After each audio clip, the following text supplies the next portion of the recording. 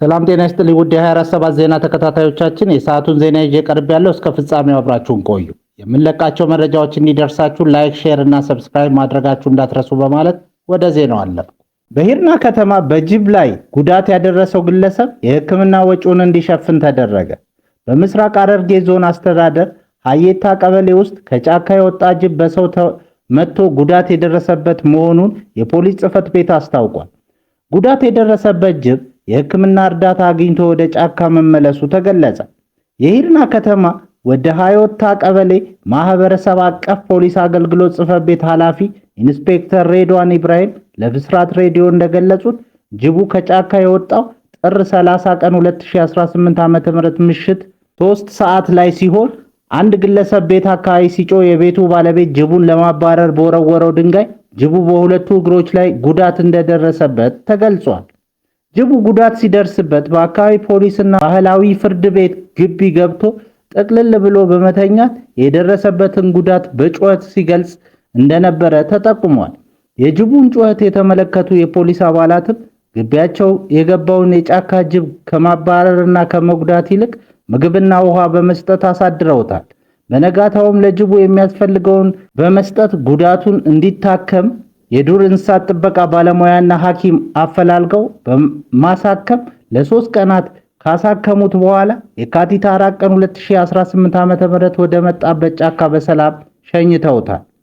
ፖሊስ ከጫካ የወጣውን ጅብ ላይ ጉዳት ያደረሰውን ግለሰብ ተከታትሎ በመያዝ የሕክምናውን ወጪ እንዲሸፍን ያደረጉ ሲሆን የ3 ቀን የምግብ ወጪውንም ፖሊሶች ስጋ በመግዛት አገግሞ ወደ ጫካው እንዲመለስ ማድረጋቸውን ኢንስፔክተር ሬድዋን ኢብራሂም ጨምረው ለብስራት ሬዲዮ ተናግረዋል።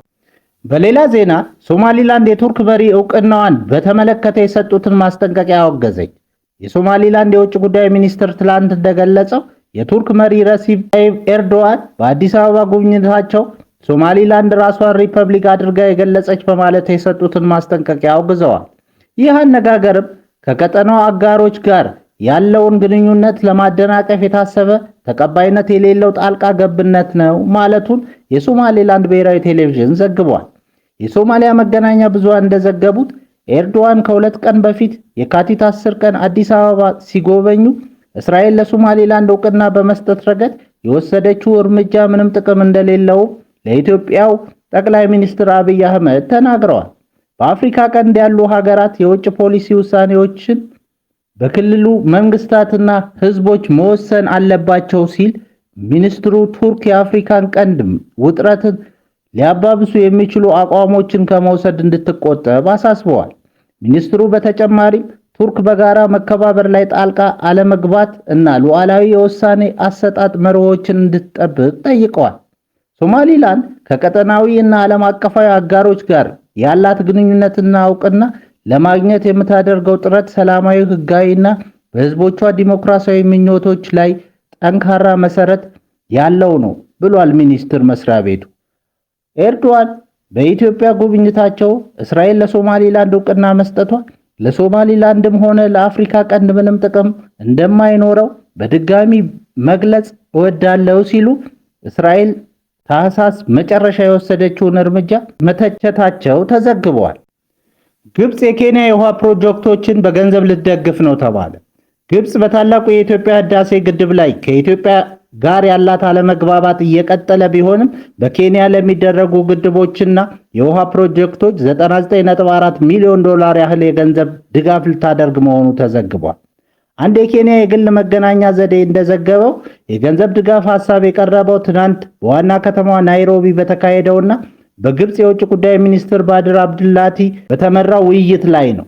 ገንዘቡ የሚለቀቀው በደቡባዊ የናይል ተፋሰስ ማዕቀፍ ስር ሲሆን የዝናብ ውሃ መሰብሰብን እና የኮሩ ግድብን ልማት ጨምሮ ሌሎች የውሃ ማልማት ስራዎችን ይሸፍናል።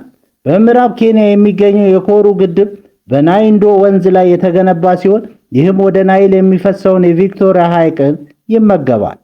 እንደዘገባው ገንዘቡ ከግብጽም ሆነ ከኢትዮጵያ ጋር ጠንካራ ግንኙነት ያላትን ኬንያን ባልተረጋጋው የጂኦፖለቲካዊ ሚዛን አጣብቂኝ ውስጥ ይከታል። ልዑል አንድሪው በከባድ ወንጀል ተጠርጥረው በፖሊስ ቁጥጥር ስር ዋሉ። ዛሬ ሐሙስ የ66ኛ ዓመት የልደት በዓላቸውን እያከበሩ የሚገኙት የብሪታንያው ልዑል አንድሪው በፖሊስ ቁጥጥር ስር መዋላቸው መላው ዓለም አስገርመዋል። የቴምዝ ቫሊ ፖሊስ እንዳስታወቀው ልዑል በቁጥጥሩ ስር የዋሉት በሕዝብ የሥራ ኃላፊነት ላይ እያሉ ለግል ጥቅም ሲባል የሚፈጸም ያልተገባ ድርጊት በመፈጸም ተጠርጥረው ነው። ፖሊስ ምርመራ እያደረገ ያለው ልዑል አንድሪው ለሟቹና በወሲብ ወንጀል ለታወቀው ጄፍሪ ኤፕስታይን ሚስጥራዊ የሆኑ የመንግስት ሰነዶች አሳልፈው ሰጥተዋል በሚል የቀረበባቸውን አዲስ አቤቱታ ተከትሎ ነው። በኖርፎልክ የሚገኘው የሳንድሪንግሃም ቤተ መንግስት ግቢ ውስጥ ፖሊስ ከፍተኛ ፍተሻ እያደረገ ሲሆን በርካታ የፖሊስ ተሽከርካሪዎች ወደ ግቢው ሲገቡ ታይተዋል። ንጉስ ቻርልስ ከዚህ ቀደም ወንድማቸውን ከንጉሳዊ ማዕረጎቻቸው ያገዱ ሲሆን የአሁኑ እስራት በቤተ መንግስቱና በልዑሉ መካከል ያለውን ግንኙነት ይበልጥ አሻክሮታል። ልዑል አንድሪው እስካሁን ድረስ የቀረበባቸውን ወንጀሎች በሙሉ አልፈጸምኩም በማለት ሲያስተባብሉ ቆይተዋል። ይህ ክስተት በብሪታንያ ንጉሳዊ ቤተሰብ ታሪክ ውስጥ እጅግ አስደንጋጭና ታሪካዊ እስራት ሆኖ ተመዝግቧል። በሱዳን የዘር ማጥፋት ወንጀል መፈጸሙ የተመድ ሪፖርት አመለከተ። በሱዳን እየተካሄደ ያለውን ግጭት የሚያጠናው የተባበሩት መንግስታት ድርጅት ዩኤን ገለልተኛ መርማሪ ቡድን ዛሬ ሐሙስ ባወጣው አዲስ ሪፖርት በሀገሪቱ ምዕራባዊ ክፍል ዳርፉር ክልል የዘር ማጥፋት መፈጸሙን የሚያሳዩ ግልጽ ምልክቶች መገኘታቸውን አስታወቁ። ፈጣን ድጋፍ ሰጪ ኃይል RSF የተባለው አማጺ ቡድን ያለፈው ጥቅምት ወር መጨረሻ ላይ የአልፋሽር ከተማን ሲቆጣጠር በሺዎች የሚቆጠሩ ሰላማዊ ሰዎች መገደላቸውን እና መደፈራቸው ተገልጿል። ጥቃቱ በተለይም አረብ ባልሆኑ ማህበረሰቦች በተለይ ዘጋዋ እና ፉሮ ጎሳዎች ላይ ያነጣጠረና ጎሳን መለየት መሰረት ያደረገ እንደነበር ተረጋግጧል። ከተማዋ ከመያዟ በፊት ለ18 ወራት የተደረገው ከበባ ማህበረሰቡን በረሃብና በስቃይ ለማጥፋት ታስቦ የተደረገ የዘር ማጥፋት ተግባር ነው ተብሏል። የመርማሪ ቡድኑ ሰብሳቢ መሐመድ ቻንዴ ኦስማን እንደገለጹት ወንጀሉ በድንገት የተፈጸመ ሳይሆን በከፍተኛ የRSF አመራሮች የታቀደና የተቀናጀ የዘር ማጥፋት ተግባር ነው። ሪፖርቱ በከተማዋ ውስጥ አስከፊ የሆኑ የጅምላ ግድያዎች፣ አስገድዶ መድፈር፣ ማሰቃየትና ሰዎችን የማፈን ድርጊቶች በስፋት መፈጸማቸውን በዝርዝር አስፍሯል። የሱዳን መንግስትም ሆነ RSF እስካሁን ለቀረበባቸው ወቀሳ ይፋዊ ምላሽ አልሰጡም። የቀድሞ የደቡብ ኮሪያ ፕሬዝዳንት በዕድሜ ልክ እስራት ተቀጡ። የደቡብ ኮሪያ ፍርድ ቤት የቀድሞውን ፕሬዝዳንት ዩን ሱክ ዩል በሀገር ክህደትና በአመጽ ሙከራ ጥፋተኛ ሆነው በመገኘታቸው የዕድሜ ልክ እስራት ፈረደባቸው። የአውሮፓ አቆጣጠር በታህሳስ 2024 በሀገሪቱ ላይ ህገ መንግስታዊ ስርዓቱን የጣሰ ድንገተኛ ወታደራዊ አዋጅ በማወጃቸውና ወታደራዊ ኃይልን በመጠቀም ፓርላማውን ለማገድ በመሞከራቸው በሚል ምክንያት ነው። ዳኛ ጉዩን እንደገለጹት ዩን ወታደሮች የፓርላማ አባላትን እና ተቃዋሚ መሪዎችን የአሁኑን ፕሬዝዳንት ሊጂ ሚዩንግን ጨምሮ እንዲያስሩ ትዕዛዝ በመስጠት የሀገሪቱን ዲሞክራሲያዊ ስርዓት አደጋ ላይ ጥለዋል። ምንም እንኳን አቃቤ ሕግ የሞት ቅጣት እንዲፈረደባቸው ጠይቆ የነበረ ቢሆንም ፍርድ ቤቱ ግን የዕድሜ ልክ እስራት እንዲሆን ወስኗል ሲሉ የሀገሪቱ መገናኛ ብዙሃን ዘግበዋል።